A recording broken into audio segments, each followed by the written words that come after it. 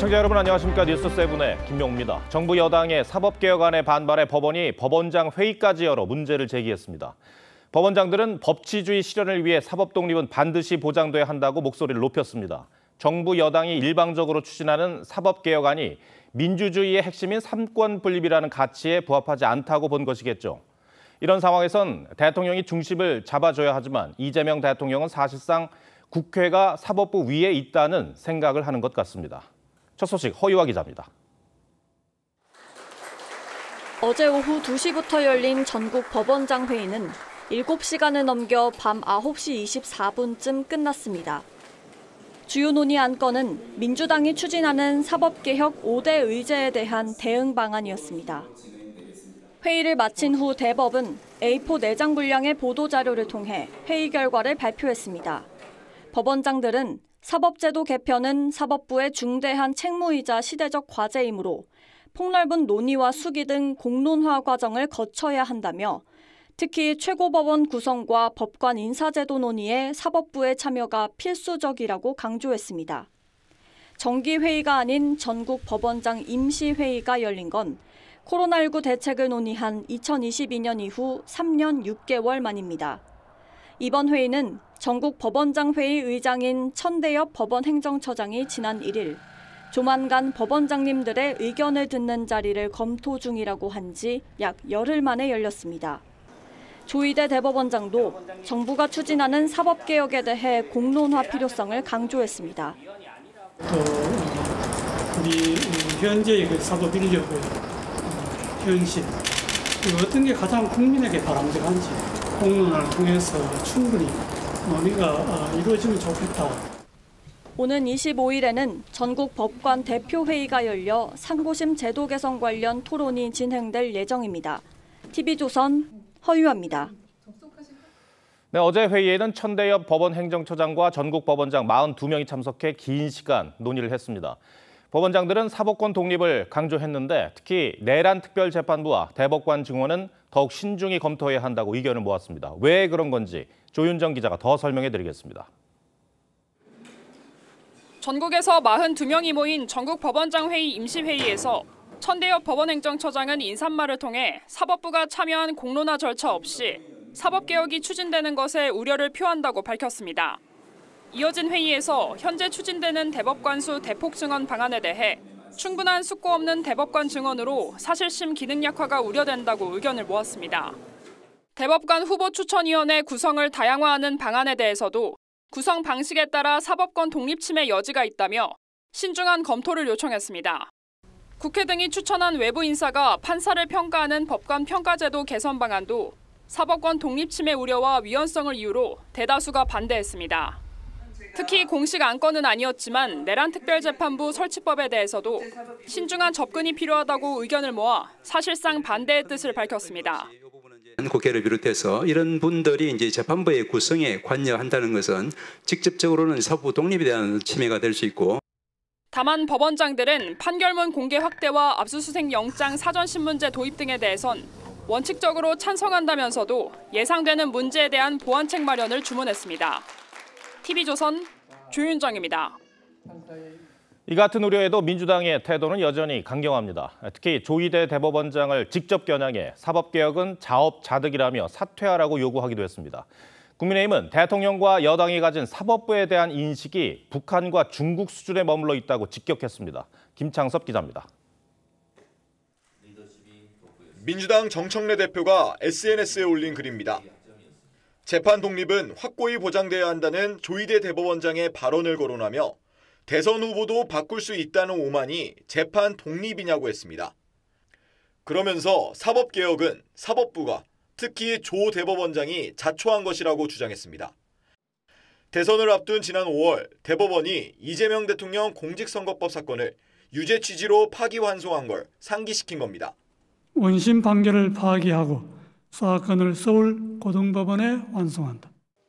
강득구 의원은 대법원의 해당 판결뿐 아니라 윤석열 전 대통령 석방 결정을 내린 지기현 판사 등을 언급하며 조 대법원장의 사퇴를 촉구했습니다. 만약 사법부가 사법개혁을 거부하거나 이를 방해하려는 시도를 한다면 국민은 결코 이를 좌시하지 않을 것입니다.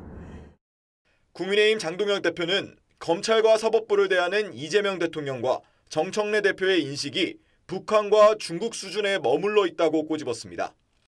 그러면서 민주당의 사법부 말살 시도는 이 대통령 재판 재개라는 부메랑이 돼 돌아갈 것이라고 했습니다. 사법부를 발 아래에 두겠다는 발상은 삼권 분립을 무력화하고 사법의 정치화를 위해 입법을 남용하겠다는 선포입니다. 한동훈 전 대표도 사법부 파괴의 진짜 이유가 이재명 후보 판결에 대한 복수라고 공개적으로 고백한 것이라고 지적했습니다. TV조선 김차섭입니다.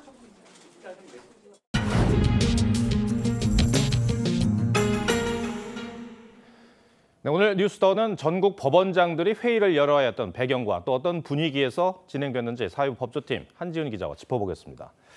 우선 법원장들이 모이게 된 배경 설명을 해주시죠. 네, 전국 법원장들이 모이게 된 배경을 한마디로 말하면 사법개혁 진행 과정에서의 사법부 패싱 우려라고 할 수 있습니다. 앞서 여당은 사법개혁 5대 의제를 담은 법안 발의를 예고하고 공청회를 진행하며 본격 추진에 나섰는데요. 하지만 이에 대해 천대엽 법원행정처장은 지난 1일 법원 내부망에 사법부의 공식 참여 기회 없이 입법 추진이라며 전국 법원장 회의 소집을 알렸습니다. 통상 12월과 3월에 주로 법원장 회의가 열리는 만큼 이번 임시회의 진행은 그만큼 이례적으로 긴급하게 소집된 겁니다. 이런 분위기에서 모인 건데 회의 분위기는 어땠습니까? 네, 오후 2시부터 저녁 9시 25분까지 7시간 넘게 진행된 회의에서 난상 토론이 벌어졌는데요. 참석자들에 따르면 회의에서는 많은 법원장들이 의견을 내놓고 진지하게 논의가 진행됐는데 전체적으로 의견이 충돌하거나 갈등이 표출되거나 하는 분위기는 아니었다고 합니다. 이 사법부 내부 분위기도 법원장들과 비슷한 의견입니까? 네, 실제로 사법개혁 추진 과정에서 입법부와의 소통이 잘 이루어지지 않고 있다면서 우려를 나타내는 법관이 많은 게 사실입니다. 개혁 방안 수립 과정에서 예산이나 인력 등 사법부 내부 사정이 충분히 고려되지 않았다 이런 불만들이 나오는 건데요. 법원장 회의 소집이 확정된 뒤 각급 법원에서는 단체 대화방이나 이메일 등을 활용해 소속 판사들의 의견을 수렴해서 이번 법원장 회의에 전달했습니다. 네. 이 내란 특별 재판부 이거는 이제 공식 의제가 아니었던 걸로 알고 있는데 논의가 됐어요. 어떤 의미라고 봐야 됩니까? 네, 당초 천 처장이 공식 의제로 제시하진 않았죠. 그러나 주요 현안이었던 만큼 어제 회의에서도 심도 깊은 논의가 진행됐다고 합니다. 법원장들은 신중한 접근이 필요하다는데 의견을 모았고요. 사실상 부정적 시각을 밝힌 것으로 해석됩니다. 법원 내부에서도 위헌성을 근거로 반대하는 목소리가 꾸준히 나오고 있습니다. 한 수도권지법 판사는 재판의 공정성과 객관성을 담보하기 위해서는 무작위 배정이 이뤄져야 하는데 내란특별재판부 설치는 그걸 해칠 수 있다고 우려했고요. 지방법원 부장판사는 헌법에서 금지하는 군사법원 외 특별법원에 해당한다면서 명백한 위헌이라고 비판하기도 했습니다. 법원행정처 차원에서도 지난달 29일 내란특별재판부 설치에 위헌성이 있다는 의견을 국회에 제출했습니다. 네, 한지훈 기자 잘 들었습니다.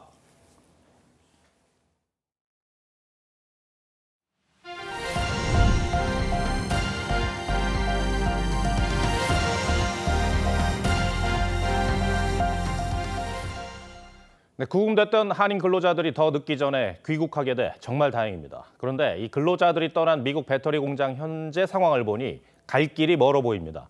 앞으로가 더 걱정이라고 하는데 과연 언제 정상화될 수 있을지 백대우 특파원이 이 전 세계 이륙 직후 공장을 다시 찾아가 봤습니다.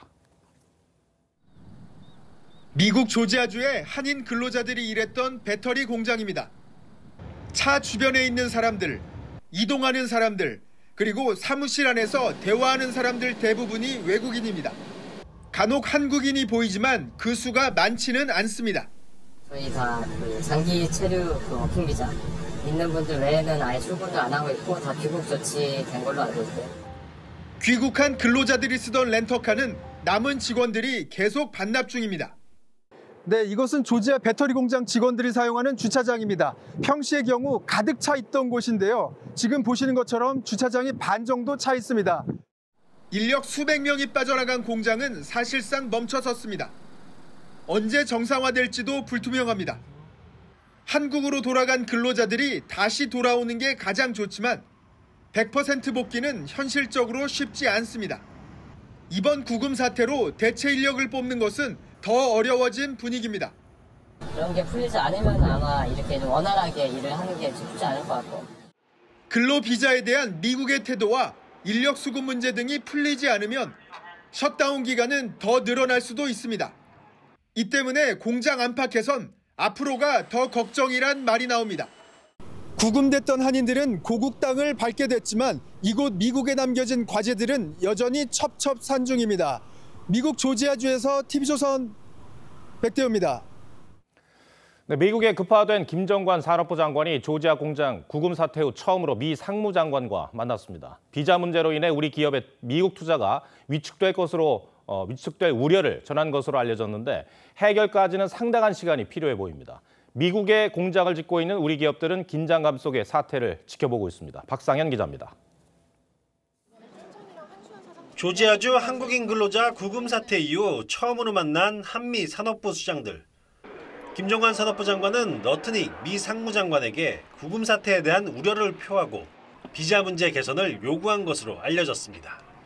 김 장관은 비자 문제가 풀리지 않으면 한국 기업의 미국 투자가 어려워진다는 점을 설득한 것으로 전해졌습니다. 우여곡절 끝에 근로자들이 한국으로 돌아왔지만 문제는 지금부터입니다. 돌아온 근로자들이 미국에 다시 방문할 수 있을지 불분명한 데다 앞으로 업무차 방문하는 근로자들의 비자 절차가 까다로워질 수 있습니다. 근본적인 문제를 체계를 개편하는 데는 시간이 좀 걸리는 거고 그 전까지는 어쨌든 미국 측에서는 입장을 정해놓은 것이기 때문에 조정하는 시간 사이에서 미국의 공장을 건설 중인 한국 기업들은 초비상입니다. 조지아뿐 아니라 애리조나, 미시간에 공장을 짓고 있는 LG 에너지 솔루션은 공사를 잠정 중단했고 미국 내 22곳에 공장을 짓고 있는 다른 기업들도 작업을 중단하거나 건설 계획을 축소하고 있는 상황입니다. 트럼프 행정부가 우리 기업들에게 미국인 고용과 기술 훈련을 요구하고 있다는 점도 부담입니다. 손기술이 좋은 이런 기술자들이 현지에서 이제 수급하기가 정말 어려운 상황이기 때문에 이런 사실을 우리가 정말 트럼프 행정부한테 설명하고 관세와 비자를 무기로 고용 확대와 기술 이전을 강요하고 있는 미국. 우리 기업들의 고민이 더욱 커지고 있습니다. TV조선 박상현입니다. 네, 이번 한국인 근로자 구금 사태에 대해선 미국 내에서도 비판과 우려가 많습니다. 특히 한국을 찾은 중진급 전 의원들은 이번 일이 미국의 동맹 관계와 경제 모두에 타격을 줬다며 한 목소리를 냈습니다. 신은서 기자가 만나봤습니다. 중소기업인들이 모여 미국 시장 진출에 어려움을 토로합니다. 미국 쪽은 이 에이펙 카드 발급이 상당히 까다로운 것 같습니다. 고충 하나하나를 경청하는 이들, 미국 전직 의원단입니다. And your concerns back with us to Washington. 한국계 첫 미 하원 의원을 지낸 김창준 한미연구원 이사장 초청으로 미 전직 연방의원단이 한국을 찾았습니다. 미 방한단은 조지아주 배터리 공장 한국 근로자들이 구금됐던 사태에 대해 오랜 한미동맹은 물론 미국 경제에도 좋지 않은 일이라며 우려를 표명했습니다. 방한단은 특히 TV조선과 만나 한국 근로자 구금 사태는 미국 내부의 불안정한 정치 상황이 빚은 참사라며 한 목소리를 냈습니다. It's also a reflection of a failure in the United States to address our immigration and our visa system. And so it's a wake-up call for us. 이번 사태로 미국도 국가 신뢰도와 경제 면에서 타격을 입었다고 지적했습니다. Very worried that it's going to discourage other countries, other allies of the United States from being willing to make investments.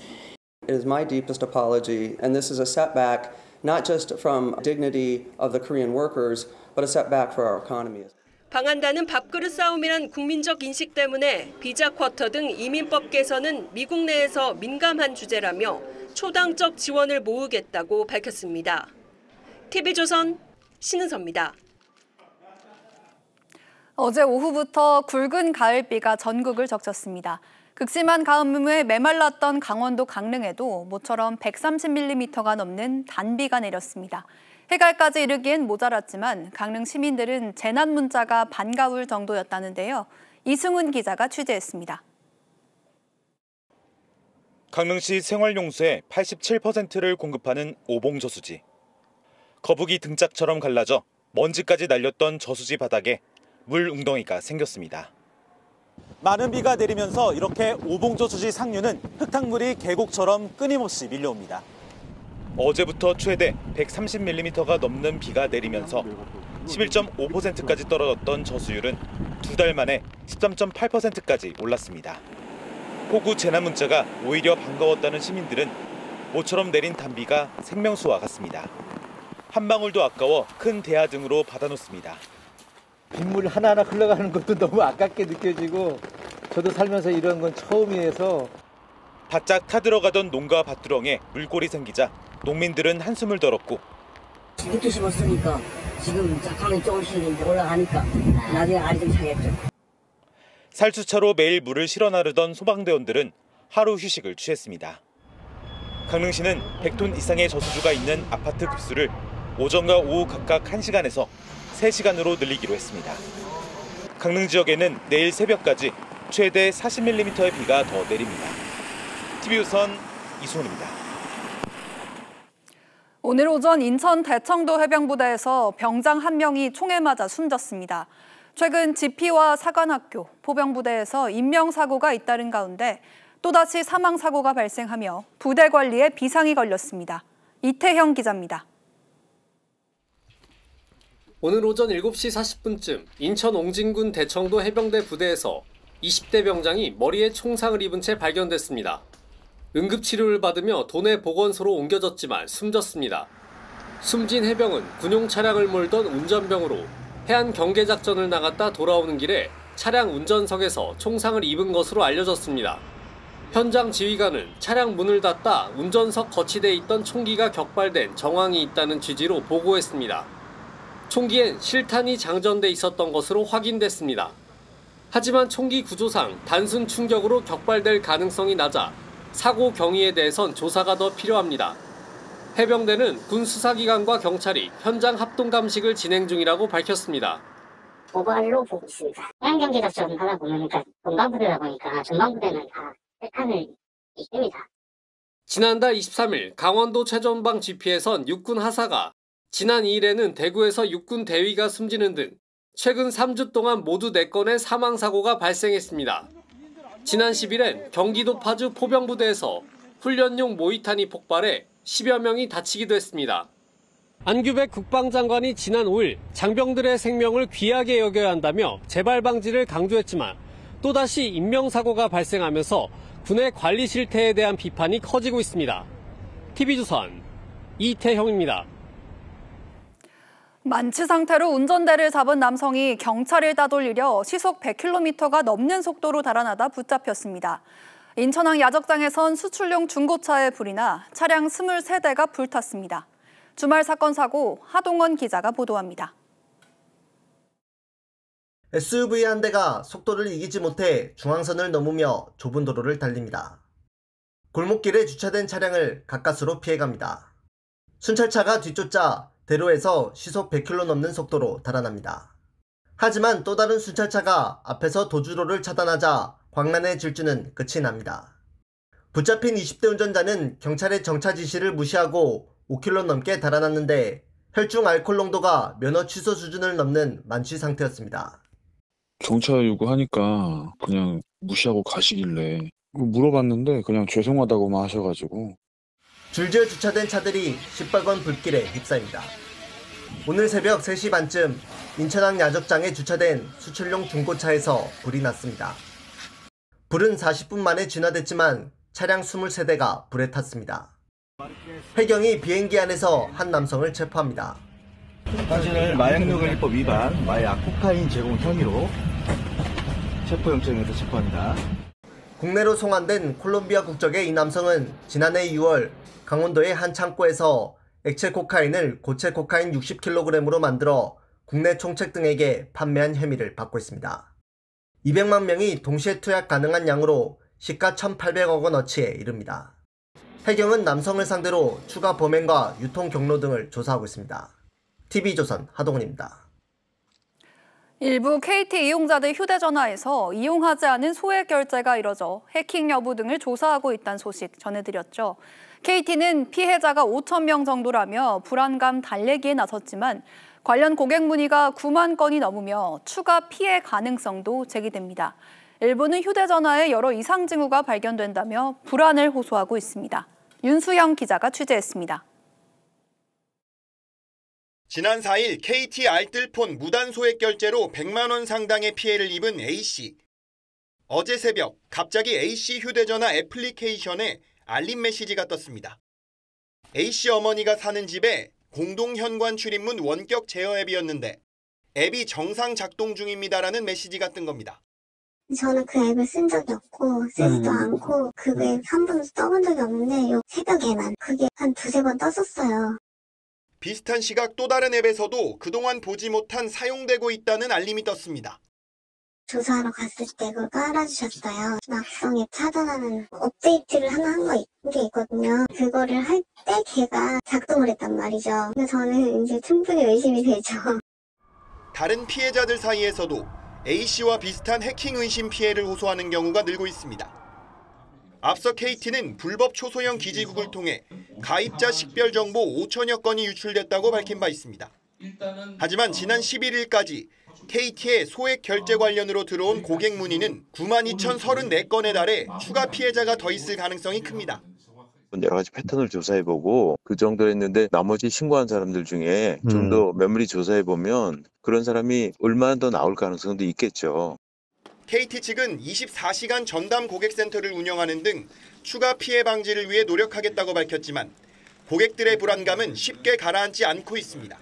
TV조선 윤수영입니다.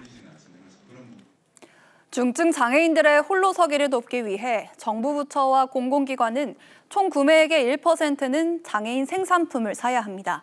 17년 전 특별법을 만들어 의무화했는데도 공공기관 10곳 중 4곳은 여전히 지키지 않고 있습니다. 왜 그런 건지 임서인 기자가 알아봤습니다. 다 쓴 프린터 잉크 용기에 탄소 분말을 채워 다시 쓸 수 있게 만든 친환경 인증 제품입니다. 여기가 여기가 수염이고요. 발달 장애를 가진 4년차 직장인 문정석 씨가 일하는 장애인 근로시설에서 재활용 기술로 만든 겁니다. 새로운 터널을 집어넣고 부품을 다 바꿔가지고 집어넣어요. 환경에 도움이 될 수 있게 한 게 보람이. 상자 접기 등 단순 노무직 일색이던 장애인 일자리가 제과 제빵 기술은 물론 친환경 고부가가치 산업으로 확장하고 있는 상황.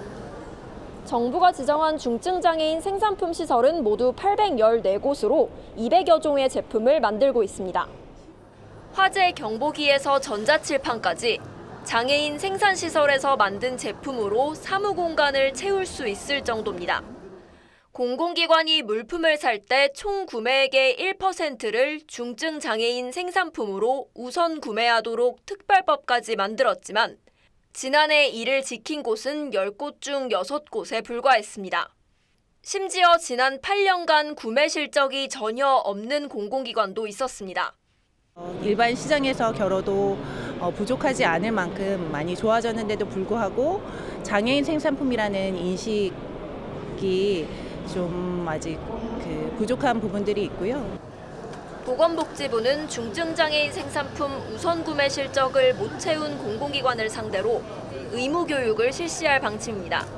TV조선 임서인입니다. 오는 2월 22일부터 2차 민생회복 소비 쿠폰 지급이 시작됩니다. 추석 대목을 앞두고 소비 쿠폰이 풀리면 내수 활성화에 도움이 될 거라는 게 정부의 설명이지만 반론도 여전한데요. 여기에 더해 일부 지자체들이 추석을 전후해 별도 지원금을 또 주겠다고 나섰는데 재정도 열악한 곳이 많아 논란이 일고 있습니다. 무슨 내용인지 장혁수 기자가 보도합니다. 군청청사에 2차 민생경제회복 지원금을 신청하라는 현수막이 걸려 있습니다. 전남 영광군은 지난 설에 이어 이번 추석을 전후해서도 군민 1인당 50만 원씩을 지급하고 있습니다. 받으니까 그래서 쓰려고 많이 이제 시장에 나와가지고 활용을 하죠. 전북 부안과 경남 거제 등 다른 지자체들도 10만 원부터 30만 원까지 지원금을 지급할 예정입니다. 이들의 재정 자립도는 최대 20%에 못 미칩니다. 예산의 90% 안팎을 중앙정부에 의존해야 하는 겁니다. 살림살이가 빠듯하다 보니 코로나19나 가뭄 같은 재해나 재난에 대비해 적립한 돈을 뺏쓰기도 합니다. 통합 안정재정화 기금을 이전에도 이런 경우 있을 때 사용한 적이 있습니까? 그거는 제가 답변드리기 조금 곤란하고요. 민생 쿠폰이나 지원금이 경기 회복에 도움은 될까? 상품 소비를 뜻하는 소매 판매 지수가 전월 대비 2.5% 늘어나 29개월 만에 최대폭으로 증가한 것으로 나타났습니다. 정부는 소비자 심리지수와 소상공인 경기 전망지수도 수년이나 수개월 만에 최대치를 기록했다고 밝혔습니다. 하지만 반론도 만만치 않습니다. 일시적으로 일어날 수는 있지만 영구적이지 않고 물가를 올리는 요인이 되거든요. 한국개발연구원도 코로나19 재난지원금이 특정 업종의 매출에만 일시적으로 도움이 됐다고 진단한 바 있습니다. TV조선 장영수입니다. 이재명 대통령이 최근 신용이 낮은 사람들의 이자 부담을 덜기 위해 고신용자의 금리를 높이자고 제안해 논란입니다. 금융 시스템을 무시하는 제안이란 지적이 잇따르는데요. 최근 부동산과 우리 기업 경영 등에 내놓은 발언을 두고도 편향적 인식이 보인다는 비판이 나옵니다. 오늘 포커스는 송병철 기자가 이 대통령의 최근 경제 관련 발언들에 초점을 맞췄습니다. 이재명 대통령은 최근 국무회의에서 저신용자 대출이자 부담이 잔인하다고 말했습니다. 최저신용자 보증부 대출 이거 이자 얼마예요? 15.9%입니다. 이거는 너무 잔인하지 않아요? 그러면서 은행들이 고신용자의 대출 금리를 올리는 대신 저신용자를 지원하자고 제안했습니다. 금융기관에 접근하기 어려운 사람들에 대한 이자, 정말 500만 원 빌려야 되는 이런 사람들한테 15.9%가 아니라 좀 싸게 빌려주고 그러면 안 됩니까? 금융권에서는 국가가 할 일을 은행에게 미루는 것이라며 그야말로 잔혹한 계절이라는 불만이 터져나왔습니다. 전문가들도 금융은 복지정책이 아니라고 지적했습니다. 고신용자들이 내가 쌓은 신용 크레딧을 이용해서 적정한 이자율을 받고 있는데 어려운 사람들을 위해서 내가 1% 양보하라는 거는 쉽게 받아들여지지 않고 비즈니스 논리도 안 맞거든요. 이 대통령이 100일 취임 기자회견에서 한 발언을 놓고도 과장됐다는 지적이 나옵니다. 먼저 부동산 갭 투자 발언입니다. 돈 빌려서 전세 끼고 집 사고 이게 지금 집값을 올려왔고 결국은 국민들한테 주거 비용을 과중하게 만들어서 소비 역량을 떨어뜨리고 집을 구할 기회를 박탈하고 엄청난 주거비 부담을 안겠죠. 익명을 요구한 한 부동산 전문가는 갭 투자자를 잠재적 투기꾼으로 보는 시각이라며 지금 집값 상승을 주도하는 건 대부분이 좋은 집에 살고 싶은 3040 실수요자라고 설명했습니다. 이 대통령은 주식시장에서 저평가된 기업을 두고는 이렇게 말했지만 회사 경영을 믿을 수가 없는 거죠. 비정상적으로 운영하지 않습니까? 언제 회사 돈을 빼돌릴지 모른다. 전문가들은 불투명한 지배 구조뿐 아니라 낮은 사업 수익성 등 저평가 이유는 다양하다고 지적했습니다. TV조선 송병철입니다.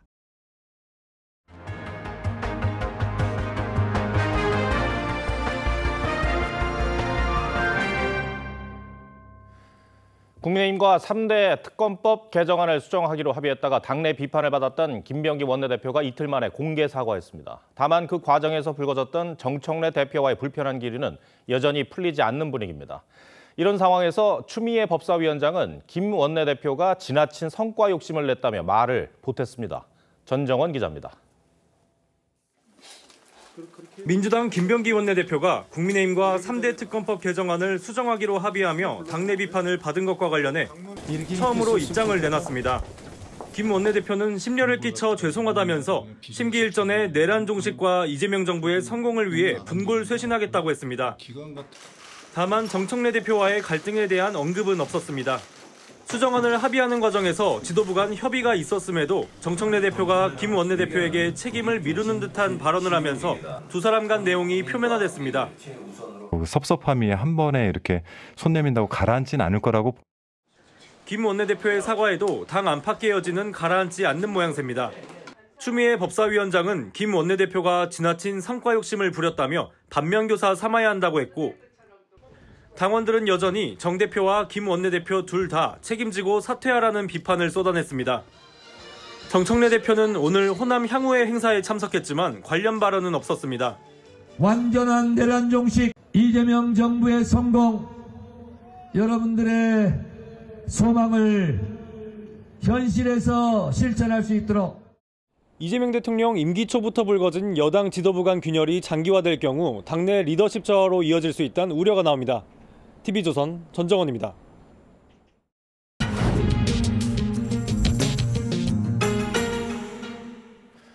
정치권 뒷얘기를 현장 기자들에게 들어보는 뉴스더. 오늘은 정치부 이태희 기자 나왔습니다. 어제 이재명 대통령이 강원도 행사에 참석했는데 이 자리에서 김진태 강원지사의 발언을 제지하는 장면이 화제가 됐습니다. 무슨 일이 있었던 겁니까? 지역 주민 민심을 직접 듣는 공개 토론회 타운홀 미팅 자리에서 벌어진 일입니다. 한 주민이 도서관 건립을 건의한 뒤 김진태 지사가 마이크를 잡으려고 했지만 이 대통령이 지사가 아닌 도민 의견을 듣겠다며 이를 제지했습니다. 김 지사는 한 차례 더 발언을 시도했지만 끝내 기회를 얻지 못했습니다. 영상으로 보시죠. 저 대통령님, 제가 간단하게 좀 말씀 좀 드리겠습니다. 아니요. 여기는 대통령과 우리 도민들이 대화하는 자리고 지사님도 좀 참으시죠. 우리 일단 도민들 얘기 듣는데 세 분 좋은 얘기라서요. 한 가지만 좀. 나중에 하시죠, 나중에. 네. 국민의힘은 야당 소속 지자체장에 대한 의도적인 발언 통제라며 내년 지방선거를 앞두고 관권선거 논란을 자초했다고 비판했습니다. 이 야당이 지방선거와 연관지어서 해석을 하는 이유가 있습니까? 이 강원도 지역은 우상호 대통령실 정무수석의 출마설이 나오는 지역입니다. 이 우 수석 본인도 크게 부인하지는 않는 상황이고요. 무엇보다 국민의힘은 최근의 여권 움직임에 주목하고 있습니다. 민주당이 국민의힘 소속 지자체장을 상대로 계엄 가담 여부 조사를 촉구했고 행정안전부가 자체 조사를 하겠다며 화답한 건 역시 잠재적인 경쟁자를 견제하려는 것 아니냐는 해석이 나옵니다. 민주당은 서울과 부산을 콕 집어서 감사를 요구했는데 모두 국민의힘이 지자체장인 곳으로 내년 지방선거 전략지로 꼽히는 곳들입니다. 그러니까 오세훈 서울시장, 박현준 부산시장을 겨냥을 한 건데 그런데 두 사람은 계엄 반대했었잖아요. 국민의힘이 정치적인 목적이 있다고 지적하는 것도 바로 그 때문입니다. 오세훈 시장은 계엄 직후 명분 없는 비상계엄은 어떤 이유로도 용납될 수 없다고 했고 박형준 시장 역시 민주주의가 후퇴해선 안 된다며 비상계엄 철회를 주장했습니다. 국민의힘은 특히 이재명 대통령이 취임 100일 기자회견에서 이른바 내란특검법과 내란특별재판부에 대해 이례적으로 강경한 입장을 밝힌 것도 지방선거를 의식한 것으로 의심합니다. 예. 내년 지방선거는 아직 9개월이나 남았는데 어떻게 영향을 줄 수 있다는 겁니까? 이 특검법 개정안이 공포되면 해병대원 특검, 내란특검, 김건희 특검 등 이 3개 특검 수사 기한이 연말까지 연장됩니다. 수사 결과 발표가 내년 2월 예비후보 등록 시점까지 이어지면 선거 국면에 영향을 줄 수밖에 없다는 겁니다. 여기에 내란특별재판부 설치를 둘러싼 헌법소원 심판까지 진행되면 특검과 내란 이 두 가지 키워드가 내년 선거까지 유효할 거란 분석입니다. 3대 특검법 합의가 파기된 이후에 국민의힘은 더 강경한 대여 공세를 펴고 있는데 야권 내부 분위기가 어떻습니까? 장외투쟁까지 언급할 정도로 공세 수위를 높이고는 있지만 내부적으로는 오히려 나쁘지 않다는 반응도 있습니다.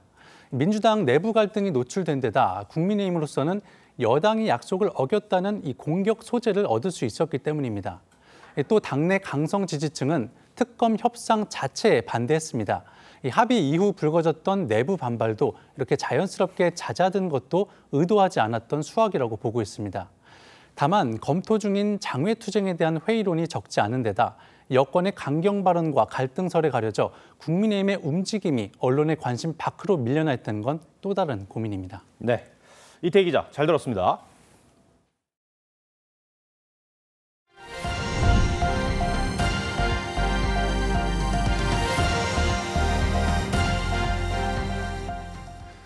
북한 김정은 위원장이 내년 개최할 당 대회에서 핵 무력뿐 아니라 재래식 무기까지 강화하는 병진 정책을 시작하겠다고 했습니다. 상대적으로 열세로 평가받았던 재래식 무기 발전도 소홀히 하지 않겠다는 선언인데 우리에겐 더 직접적인 위협이 될 것으로 보입니다.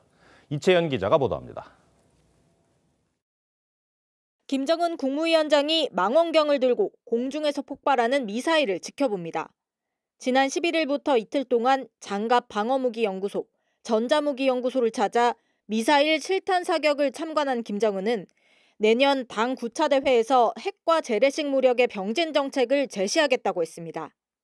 그동안 핵무력을 만능 보검이라 부르며 강조해온 북한이 재래식 무기도 강화하겠다고 한 겁니다. 우크라이나전 경험을 통해 전장에서 실제로 사용되는 재래식 무기의 중요성을 파악한 거란 분석입니다.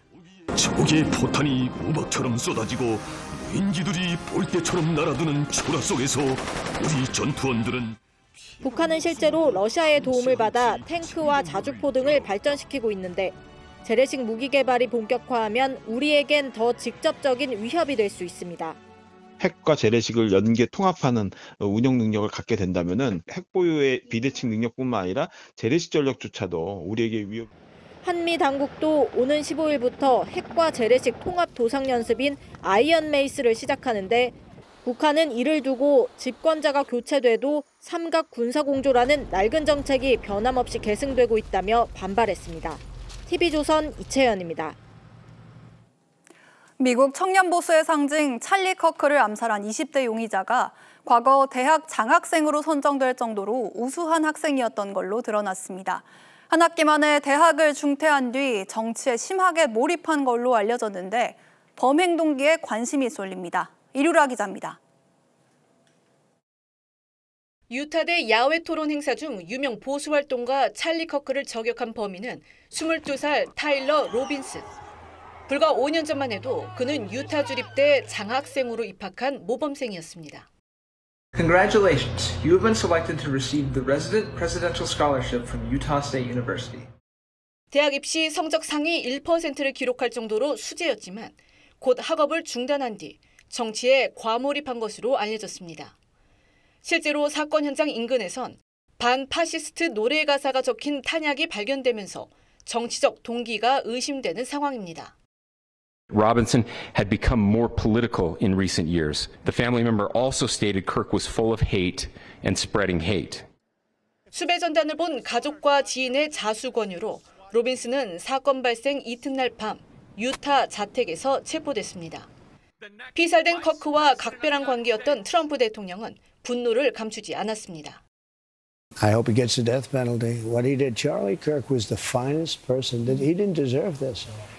당국이 정확한 범행 동기를 수사 중인 가운데 미국 내에선 정치적 극단주의가 물리적 폭력으로 번질 수 있다는 우려가 커지고 있습니다. TV조선 이루라입니다. 대한민국 명장은 15년 이상 숙련 기술을 쌓아 산업 발전에 기여한 사람에게 주는 최고의 영예입니다. 조선업 분야에서 처음으로 아버지와 아들이 명장이 된 사례가 나왔습니다. 자랑스런 부자 명장을 김동영 기자가 만났습니다. 거대한 철구조물 앞에 선 남성. 레이저 장비로 철판에 오차가 있는지 구석구석 살펴봅니다. 고민철 기사는 지난 9일 판금 제감 분야에서 대한민국 명장 반열에 올랐습니다. 3차원 측정기기를 도입해 제관 구조물 품질 측정에 생산성과 정밀도를 끌어올린 성과를 인정받았습니다. 다니던 대학을 포기하고 조선업계에 발을 들여놓은 지 채 20년이 안 돼 이른 금자탑으로 아버지 영향이 컸습니다. 수십 년 동안 자기의 기술과 모든 열정이 녹아든 결과물을 만드셨구나라는 걸 보면서 저도 아버지처럼 저런 좀 업적을 이루고 싶다. 40년 넘게 조선소 현장을 지킨 아버지 고윤열 씨는 2004년 명장이 됐습니다. 아들과 같은 재관 분야 같은 40대였습니다. 그런 그도 처음엔 아들의 선택을 반대했습니다. 집에 와서 힘듭니다. 이 말 들은 적이 없어요. 저기 힘들 건데 애가 말을 안 하니까 그래 그래도 이기려고 노력하고 있구나. 조선업에서 부자 명장이 탄생한 건 처음입니다. 은퇴한 아버지는 대학에서 기술 강국을 이끌어 나갈 미래 세대를 키워내고 있고 아들도 강단에 설 준비를 하고 있습니다. 뿌리가 살아야 결국은 대한민국이 앞으로 미래가 또 있으니까 대한민국의 뿌리는 제조업이다. 세대를 잇는 장인 정신이 우리 조선업의 내일을 밝게 비추고 있습니다. 아들아 축하한다. 아버지 살아온 길을 누가 되지 않게 열심히 살겠습니다. 그래. 예. TV조선 김동열입니다. 요즘 MZ세대 사이 녹찻잎을 갈아 만든 말차의 열풍이 뜨겁습니다. 건강해 보이는 초록빛깔의 진한 풍미로 커피의 입지를 넘볼 정도라는데요. 말차맛 디저트와 말차색 의류의 인기로까지 이어지고 있다고 합니다. 정은아 기자가 말차의 인기 비결 알아봤습니다. 서울의 한 대학교 안 카페. 아이스 제주 말차 라떼 포장 나왔습니다. 점심시간 방문한 학생들의 말차 음료 주문이 끊이지 않습니다. 약간 고소하고 쌉싸름해서 좋아하는 것 같아요. 커피는 카페인이 좀 강해서 별로 안 마시고 보통 말차 라떼 마시는 것 같아요. 이 카페에선 올해 처음 말차 음료를 판매했는데 지난달 말차 음료 판매량은 지난해 같은 달 녹차 음료 판매량 대비 2.5배 이상 늘었습니다. 말차는 어린 녹찻잎을 쪄서 곱게 갈아 만드는데 선명한 초록색이 건강한 느낌을 줘 SNS를 통해 젊은 세대들 사이에 입소문을 탔습니다. 여기에 글로벌 스타들까지 가세해 말차 열풍에 불을 붙였습니다. 인기에 힘입어 아이스크림부터 과자와 우유, 막걸리까지 말차를 이용한 다양한 식음료가 쏟아져 나오고 있습니다. 색상까지 인기를 얻으며 지난달 한 의류 쇼핑몰에선 말차, 그린, 민트 등의 키워드 검색량이 크게 늘었습니다. 인플루언서들 이런 사람들이 이제 말차 같은 것들을 많이 먹고 이제 올리다 보니까 자연스럽게 그러한 그 콘텐츠의 노출이 많이 되고 그런 부분에서 아무래도 많은 관심들을 받게 되는 것 같아요. 해외에서도 품절 사태가 벌어질 만큼 말차 열풍이 뜨거워 전 세계 말차 시장 규모는 2030년까지 약 10조 원 규모로 커질 전망입니다. TV조선 정은아입니다.